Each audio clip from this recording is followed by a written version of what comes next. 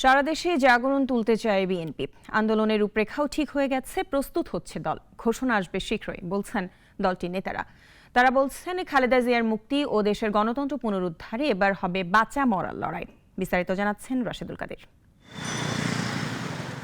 Back foot থেকে এবার front ফুটে আসতে মরিয়া বিএনপি। দীর্ঘদিন ধরে মাঠে উত্তাপ ছড়ানোর ব্যর্থতা ঝেড়ে ফেরে ঘুরে দাঁড়ানোর লড়াইয়ে অবতীর্ণ হতে চায় দলটি।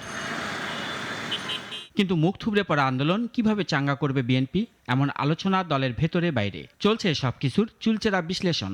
ব্যর্থ নেতাদের বাদ দিয়ে সামনে আনা হচ্ছে ত্যাগী নেতাদের। ঢেলে সাজানো হচ্ছে মহানগর ও যুবদল সহ অন্যান্য সহযোগী সংগঠনগুলোর কমিটি। শীর্ষ নেতারা বলছেন, সামনে কি করণীয় তার রূপরেখা ঠিক হয়ে গেছে। আর ভুল পথে নয়, এবার এগুতে চান সঠিক পথে। যে জনসমাগম আমরা করেছি, বিএনপি করেছে, তার দ্বিগুণ সংখ্যক লোক, মিনিমাম দ্বিগুণ সংখ্যক লোককে রাজপথে জমায়েত করতে হবে।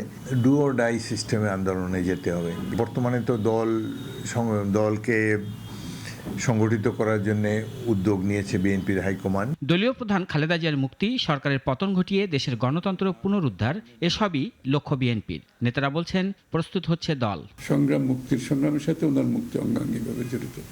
এই আন্দোলন অব্যাহত থাকবে এবং কর্মসূচি আসতে থাকবে। স্বাভাবিকভাবে এটা সবাইকে নিয়ে এই আন্দোলন সামনের দিকে এগিয়ে যাবে। বিএনপি নেতারা মনে করেন, সারা দেশেই জনগণ তাদের পক্ষে সাড়া দিচ্ছে। এখন রাজপথে শক্তি দেখানোর পালা। ভুল এড়িয়ে সঠিক পথের কি রূপরেখা, তার ঘোষণা আসবে 2-1 দিনের মধ্যেই।